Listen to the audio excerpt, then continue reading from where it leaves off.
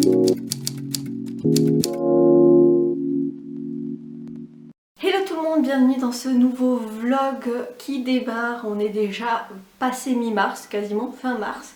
Mais je reviens puisque j'ai terminé un livre et j'ai un petit unboxing aussi à faire.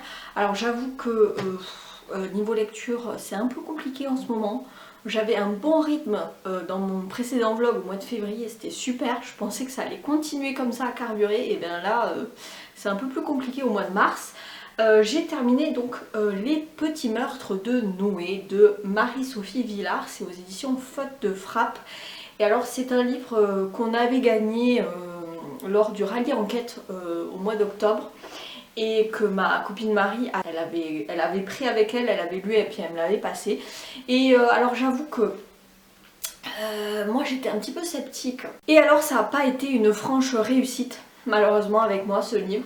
Donc pour l'histoire on va suivre Manon qui est une jeune femme d'une trentaine d'années, elle habite à Toulouse et puis un soir elle va tomber enceinte en fait, un peu par accident et elle va avoir alors, ce qu'on appelle les bébés prédéfinis, donc c'est en fait la mère quand elle est enceinte durant sa grossesse elle va avoir un rêve ou une vision qui va lui donner un petit peu les caractéristiques de son futur bébé en fait, de savoir qu'est-ce qu'il va devenir et lors d'une nuit elle va faire un rêve, cette fameuse vision et son fils Noé qui grandit dans son ventre ne va pas devenir ni astronaute ni pilote de course, non, lui son talent c'est de devenir tueur en série. Voilà. Malgré ça, elle va choisir de le garder et de le mettre au monde et de l'élever.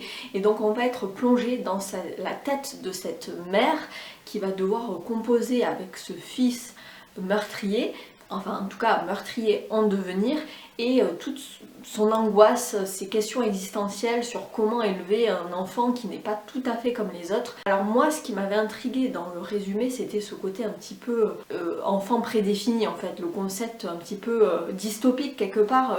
Moi je m'attendais vraiment à un roman d'anticipation qui mélange le côté anticipation et le côté thriller.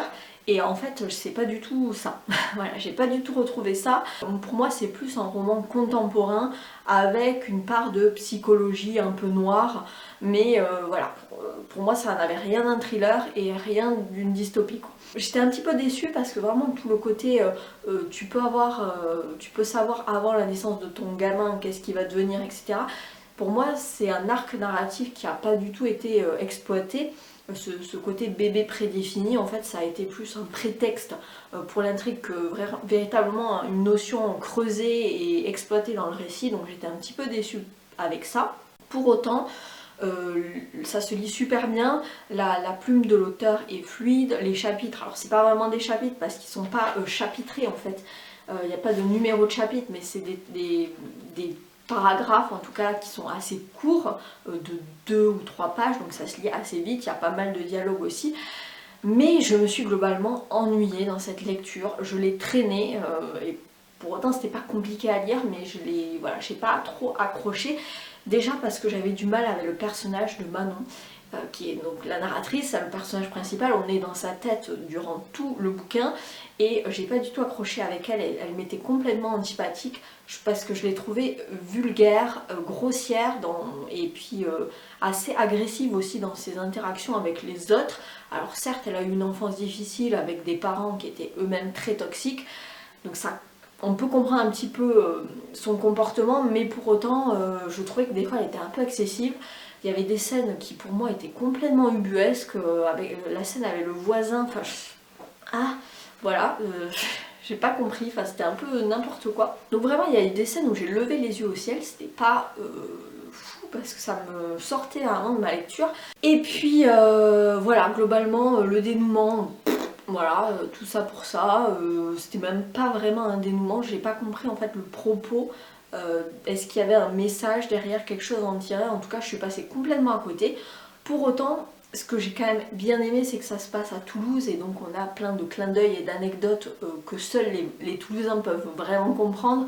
Donc ça, pour moi c'était assez sympathique, moi qui suis toulousaine et qui connais tout ça, mais voilà, ça a quand même pas réussi à me faire adhérer au récit. La proposition pour autant était assez originale, ce concept de bébé prédéfini, etc. Mais je trouve que dans l'exécution, ça n'a pas répondu à mes attentes en tout cas. Voilà, moi la quatrième de couverture me vendait autre chose et j'ai pas retrouvé ce que j'y cherchais dans ce bouquin.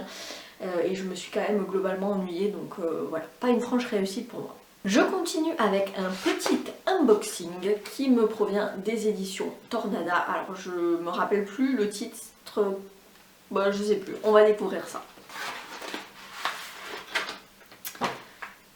Alors c'est du Feu de Dieu de Jean-Pierre Rumeau, c'est aux éditions donc Tornada. Je me rappelle plus déjà, je me rappelle plus de quoi ça parle. Alors je vais vous lire la quatrième et je vais me la lire en même temps. Lors d'une odieuse agression, un jeune prêtre assiste à l'exécution atroce de son maître spirituel, échappant lui-même de justesse à la mort.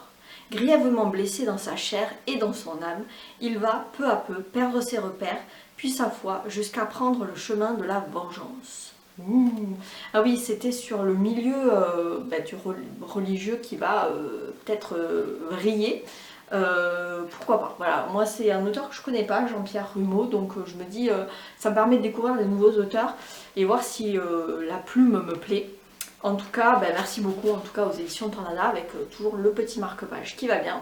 Et écoutez, il rejoint ma pile à lire. Moi qui voulais faire baisser ma pile à lire, c'est un peu mal barré là pour cette année 2025. Mais bon.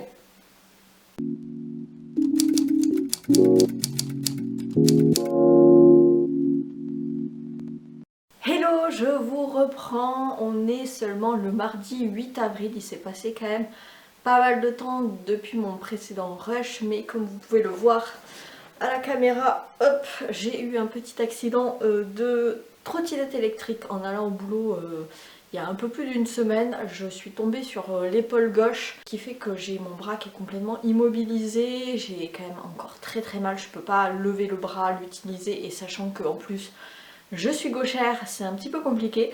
Donc voilà, j'ai encore très très mal, mais bon, je vais devoir faire du kiné, IRM et compagnie, donc voilà, c'est un petit peu handicapant au quotidien, mais on fait comme on peut. En tout cas, j'ai rien de cassé, c'est déjà ça, j'ai envie de dire, heureusement.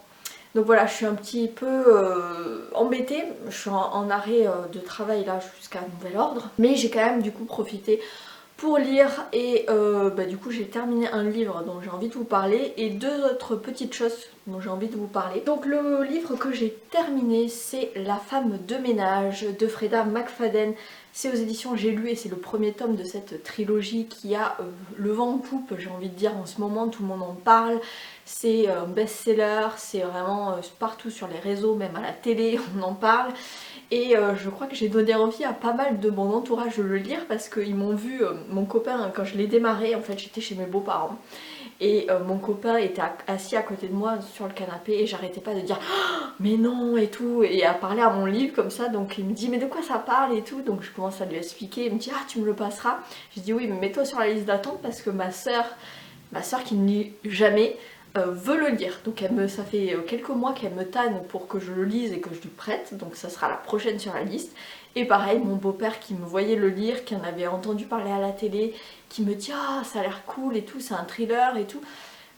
Et en partant de chez lui, il me dit tu l'as pas laissé sur le canapé, la femme de ménage? J'ai dit ah non non, je veux savoir la suite. Ah bon je lui dis je te le prêterai, mais il me dit non non, j'arriverai pas à attendre, je vais probablement l'acheter avant. Donc voilà, c'était pour la petite anecdote. En tout cas, moi j'ai beaucoup aimé ce livre. Alors pour l'histoire, je pense que vous en avez pas mal entendu parler, mais petite piqûre de rappel, on va suivre Millie qui est une jeune femme qui sort tout droit de prison. Alors elle a fait 10 ans de prison, on ne sait pas bien pourquoi au début.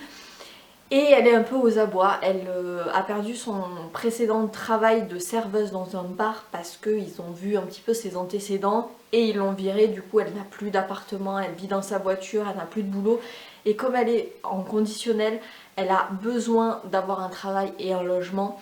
Donc elle va postuler chez les Winchester, qui est une famille richissime, huppée, voilà, très quartier Desperate Housewives, vous voyez, qui cherche une femme de ménage et elle va être embauchée un petit peu contre toute attente parce qu'elle pensait que vraiment ses antécédents allaient être rédhibitoires, mais elle va être embauchée par la femme de ce couple, donc Nina Winchester, qui semble en apparence être une femme bourgeoise, bien sous tout rapport.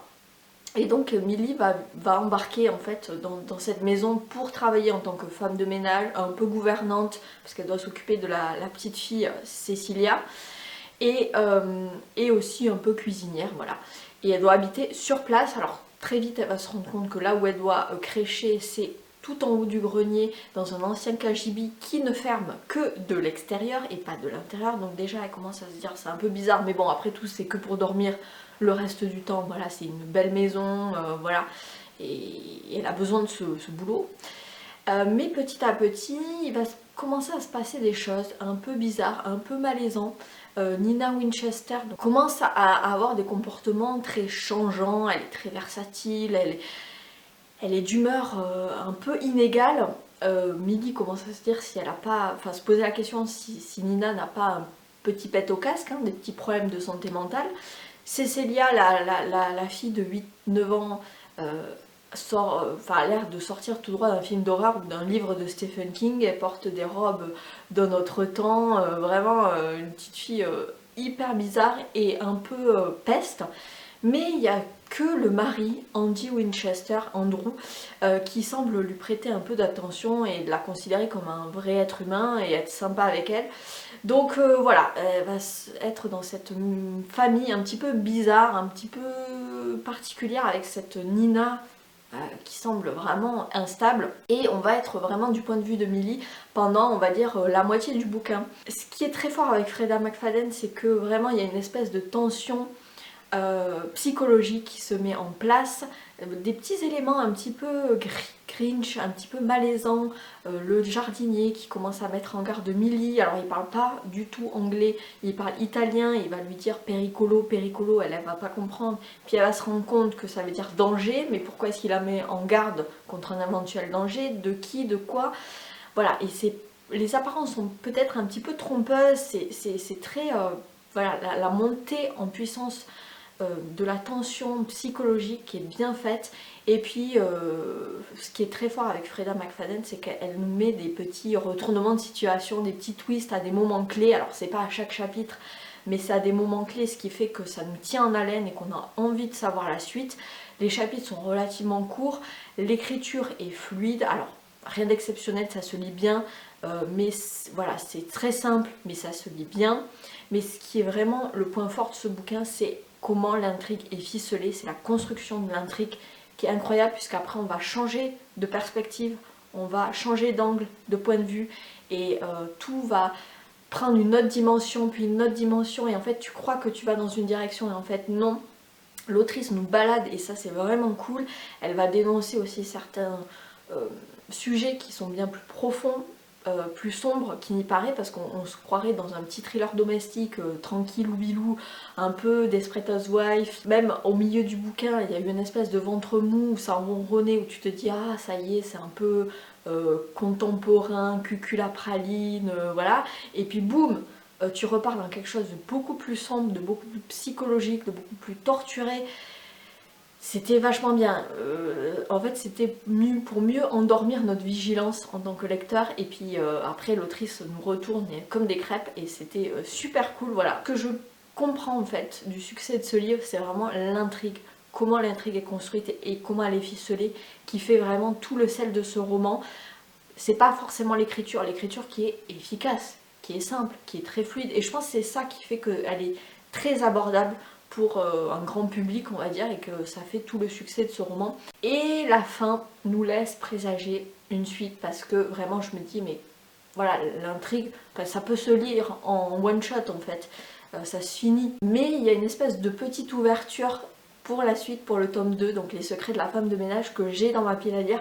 Je vais attendre un petit peu avant de le lire, parce que le tome 3, qui sera le dernier tome, n'est pas encore sorti en poche. Il est sorti en grand format mais pas en poche, donc je vais attendre un petit peu pour les espacer de quelques mois. Mais vraiment un très très beau succès de la femme de ménage. C'était assez original, et la construction, voilà, c'est juste la construction et le fait que ça nous tient en haleine, qu'il y a cette tension psychologique tout au long du bouquin. Voilà, donc si vous hésitiez encore, n'hésitez plus, franchement allez-y, foncez, c'est génial, vous allez passer un bon moment. Ça c'est vraiment un page turner. Si vous voulez sortir d'une page de lecture, d'une panne de lecture, ou un bon petit thriller qui se lit bien pour les vacances d'été là qui se profilent, allez-y, ça c'est génial. Et voilà, donc je rejoins les avis dithyrambiques sur ce bouquin. Je continue avec un salon du livre. Donc ce week-end j'ai été invitée pour aller au salon du livre Imagine à Livre de l'association Imaginarium. C'était la 10e édition cette année, donc ça avait lieu donc à Portet-sur-Garonne. Alors moi j'avais assisté à la toute première édition il y a 10 ans du coup. C'était en 2016 il me semble, 2015. Et ça avait eu lieu à mon université en fait, la première édition, et j'avais rencontré notamment Cindy Van Wilder qui avait écrit Les Outrepasseurs, une série que j'avais beaucoup aimée. Et là ça faisait 10 ans en fait que j'étais pas retournée à ce petit salon. Alors c'est très associatif, c'est tout petit, mais c'est vraiment, ça met en l'honneur la littérature de l'imaginaire, donc fantasy, fantastique, beat lit, romantasy, même tout ce qui est dystopie, science-fiction, etc. Donc voilà, c'était assez sympa. Alors j'y suis pas restée longtemps parce qu'avec mon bras je pouvais pas trop rester longtemps debout, etc. Donc j'y suis restée un peu plus d'1 heure on va dire. Et j'ai assisté à une conférence, parce qu'il y avait aussi des tables rondes, des conférences qui étaient assez intéressantes. C'était sur la fantaisie et l'Écosse, donc l'Écosse comme terre de légende. Et c'est vrai que moi qui suis allée en Écosse il y a 3 ans je crois, j'avais adoré ce pays, vraiment gros coup de cœur. Et donc voilà, ça m'a fait plaisir d'assister à cette conférence.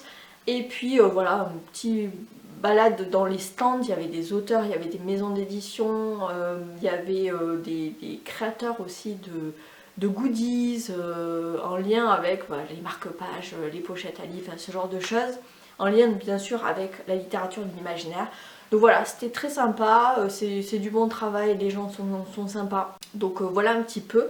Je n'ai pas ramené de livres parce que j'ai encore trop de livres à lire dans ma pile à lire et j'essaye de le baisser, ce qui est assez dur, mais j'y crois. Et la dernière chose dont je voulais vous parler, ça va être un petit peu dur de vous le montrer comme ça avec mon brin d'écharpe, mais je suis super contente puisque j'ai enfin réussi à avoir mon blouson en jean avec tous mes crestes.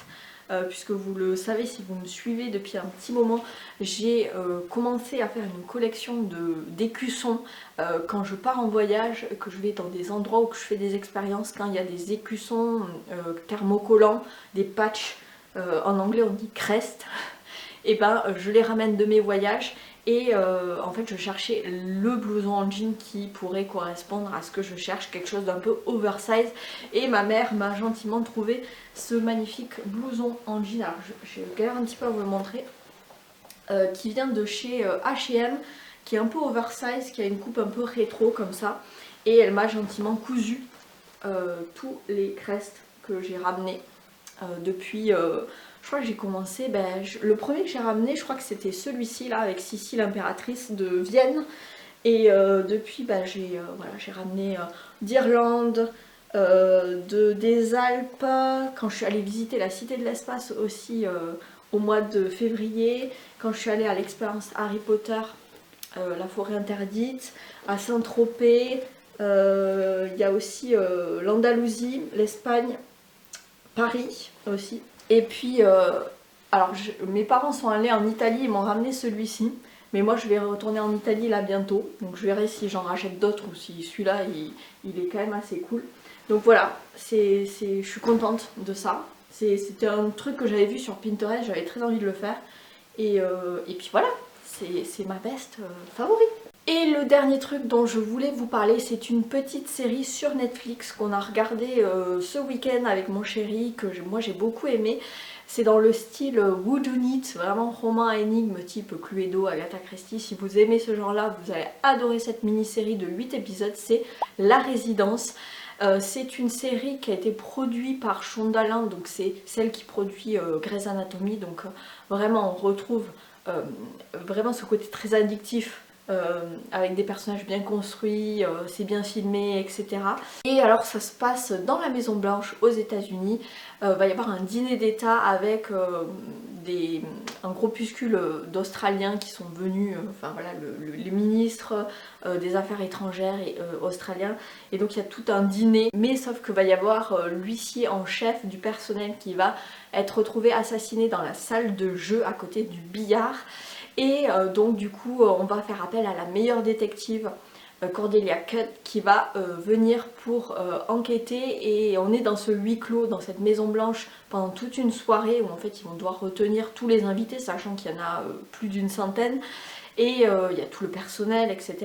Toute une galerie de personnages. Et donc Cordelia, qui va être assistée d'un mec du FBI, va enquêter en interrogeant en fait tous les potentiels suspects, donc toute la galerie de personnages, beaucoup de personnel. Donc on a la jardinière, la cuisinière, le chef pâtissier, on a aussi la femme de ménage, l'électricien, le mec de la maintenance.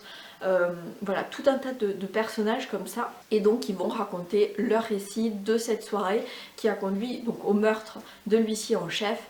Et donc voilà, on est sur ce huis clos quand même dans un grand espace qui est la Maison Blanche, avec plusieurs pièces toutes plus belles les unes que les autres. Le déroulé de la soirée, qui a fait quoi, qui a vu qui, comment a été tué, quelle est l'arme du crime, tout ça. Donc vraiment on a ce côté très Cluedo, très enquête à la Agatha Christie.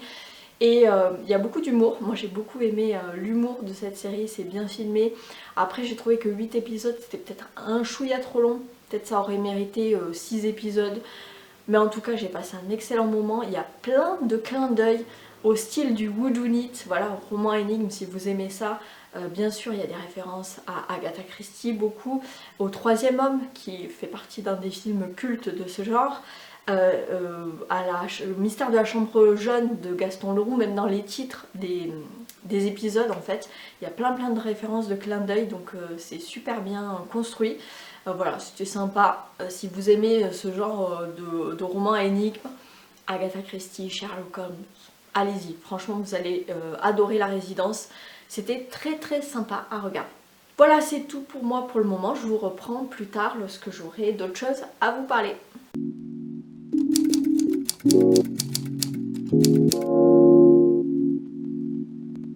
Hello, je vous reprends, on est lundi 14 avril et j'ai terminé un livre la semaine dernière et j'ai regardé son adaptation en film et j'avais très envie de vous en parler parce que ça a été quand même une expérience assez riche.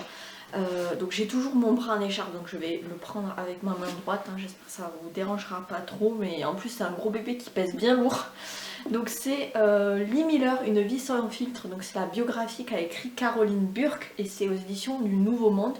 Donc c'est un service presse qui m'avait été envoyé un peu sauvagement par la maison d'édition il y a quoi, je dirais 1 an et demi, 2 ans peut-être. J'avais pas trouvé le courage de le sortir de ma pile à lire jusqu'à ce que il y ait le biopic, en fait l'adaptation au cinéma qui est sorti en fin 2023 je crois, avec Kate Winslet, et vraiment j'avais très envie de découvrir ce destin de femme incroyable.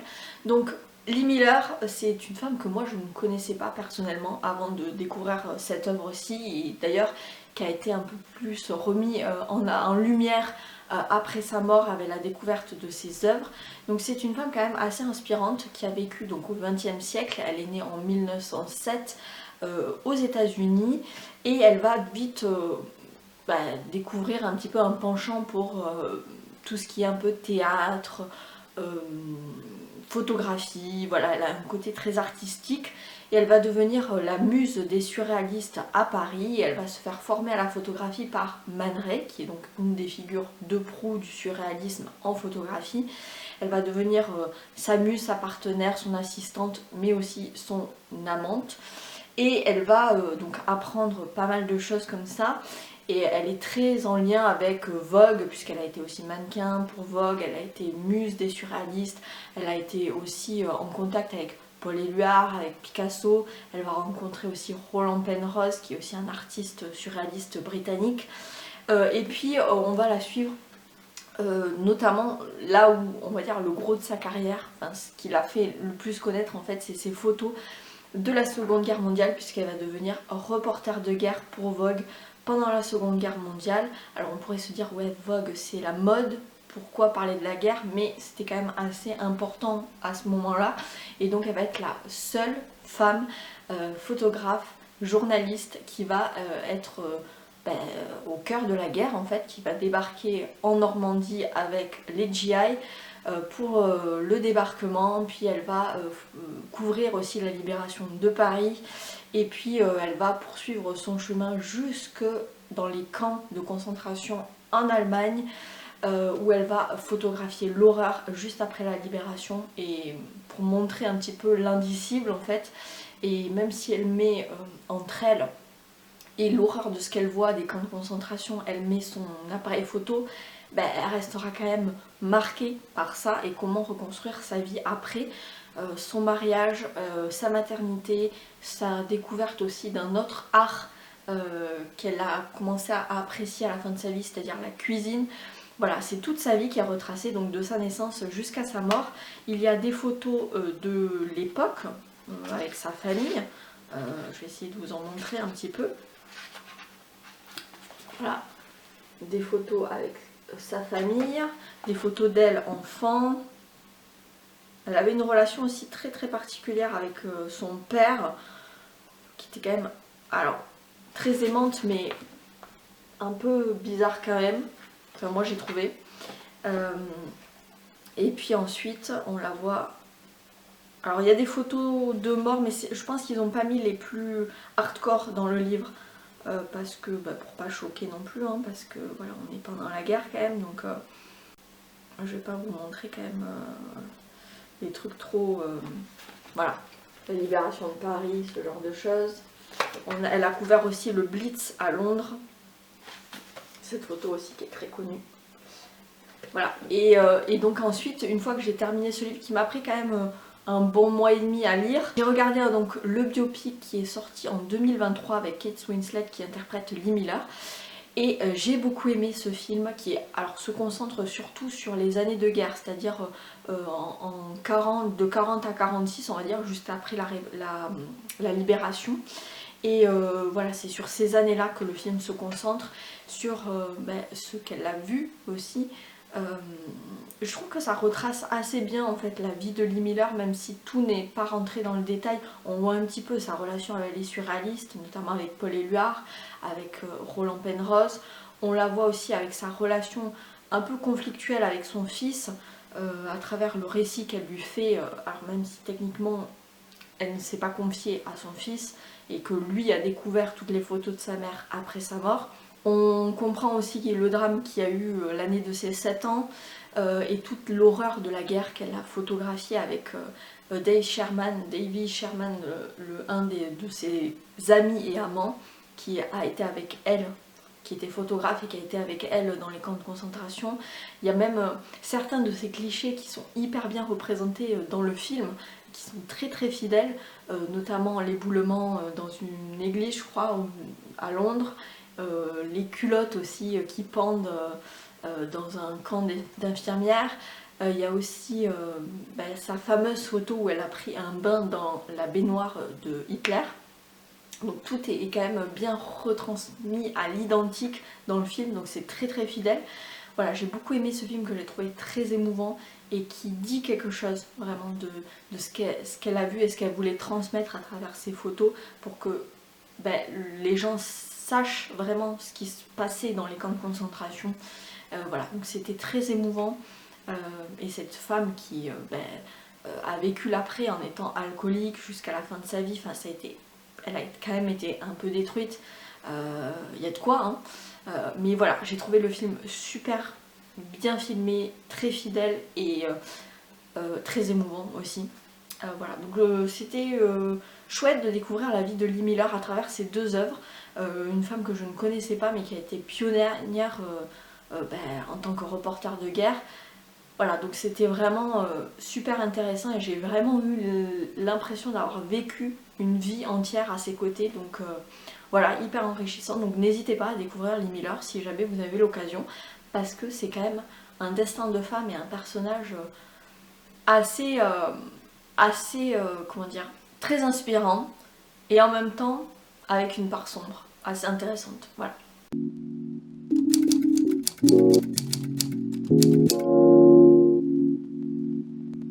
Hello, je vous reprends, j'ai encore terminé un livre et oui, qu'est-ce qui m'arrive? J'ai un bon rythme de lecture en même temps, comme je suis en arrêt de travail à cause de mon épaule. Bon, ça va un petit peu mieux là, ça commence un petit peu à aller mieux. Du coup j'ai le temps de lire, donc j'ai terminé un petit livre de chez Tornada qui s'appelle L'Alpha et l'Oméga de Estelle Tarot.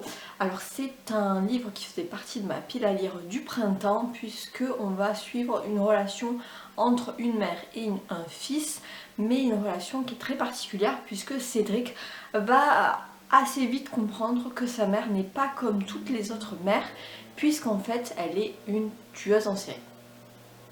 Et évidemment, on passe la tondeuse à ce moment-là. C'est pas la tondeuse, c'est même la tronçonneuse, je crois. On va suivre cette relation en fait un peu bancale, un peu dysfonctionnelle entre cette mère et ce fils. Ce fils qui arrive à avoir une capacité d'adaptation face aux humeurs changeantes de sa mère, au fait qu'elle peut être à la fois douce et aimante envers lui et à la fois terrible. Et de menacer de l'étouffer carrément. Donc voilà, depuis qu'il est tout bébé, qu'il est né en fait, il va s'adapter à cette mère un petit peu particulière. Au début pour lui c'est normal, et puis quand il va arriver à l'école, qu'il va commencer à observer un peu les interactions entre les autres enfants et leurs parents, il va bien se rendre compte que sa mère est un petit peu différente. Et donc on va suivre Cédric qui grandit donc de sa naissance jusqu'à sa majorité. En parallèle de ça, il y a son oncle Julien qui va essayer de retrouver sa sœur, donc la mère de Cédric, Nadège, parce que c'est sa seule famille qui lui reste, vu que ses parents sont morts, leur petite sœur est morte aussi. Visiblement, Nadège sème quand même des cadavres un peu partout dans son entourage, mais elle n'a jamais été inquiétée en fait. Elle n'a jamais été, si elle a été soupçonnée dans une affaire, mais elle a vite été relâchée. Donc voilà, c'est difficile à prouver quoi que ce soit. Alors l'aspect enquête, l'aspect avec l'inspectrice est quand même très très lointain. Ce qui se base, enfin le livre se base vraiment sur la psychologie des personnages. On est dans la tête de Nadège, on est beaucoup dans la tête de Cédric, on est un petit peu dans la tête de l'oncle Julien, et on va suivre du coup les points de vue de ces trois personnages un petit peu en alternance comme ça. Et c'est surtout l'évolution de Cédric qui grandit avec cette mère, qui va découvrir son oncle un petit peu sur le tard. Et voilà, alors moi j'ai trouvé ça, ça se lit bien, de toute façon les petits livres de chez Tornada se lisent toujours très bien. On est sur des chapitres courts qui s'enchaînent assez vite, je crois que je l'ai lu en 2-3 jours, donc c'était assez rapide, il fait 250 pages quoi, donc vraiment ça se lit hyper facilement. Après j'ai trouvé ça hyper sombre, voilà, on est vraiment dans la psychologie de ce qu'il y a de plus sombre, de plus glauque, de plus primal, animal, bestial, puisque vraiment on a le côté louve quelque part de Nadège qui à la fois protège son petit et à la fois est très menaçante. Il y a vraiment quelque chose de l'ordre de la chasse, de la traque, du faux semblant, arriver à manipuler l'autre. Il y a vraiment un côté très glauque en fait dans ce roman, tout est sombre, il n'y a pas vraiment de lueur d'espoir en fait. Donc voilà, c'était vraiment quand même assez pesant comme lecture, enfin assez sombre. C'est quoi un merle? Qu'est-ce que c'est que cette bestiole? Attendez, je vais aller voir, j'ai un gros oiseau sur ma fenêtre. Bon, c'est peut-être un corbeau, mais il est parti. C'était énorme. Ouais, donc en fait c'était vraiment très sombre, il n'y a pas peu d'espoir beaucoup dans cette lecture, et au final le message, il n'y a pas vraiment ni de moralité, ni de message, ni de quoi que ce soit en fait, c'est vraiment juste du sombre pour du sombre en fait. Après l'art pour l'art, il y a le glauque pour le glauque pour le glauque, ou le noir pour le noir, vraiment, voilà. Donc en fait c'était pas une mauvaise lecture, en tout cas c'était pas une catastrophe de lecture en soi, mais pour autant j'ai pas, enfin il sera vite oublié en fait ce livre, parce que voilà, j'ai pas compris trop l'intérêt, le propos, voilà, donc bon. Estelle Tarot, j'avais déjà lu son précédent qui était Le Festin des Vaincus, il me semble. J'avais pas trouvé ça incroyable non plus, donc je pense que c'est une autrice que je ne vais plus lire parce que même si c'est pas catastrophique, c'est jamais... Enfin voilà, j'y retire rien de spécial en fait, ça ne m'apporte rien en tant que lectrice, donc voilà, je terminerai là-dessus.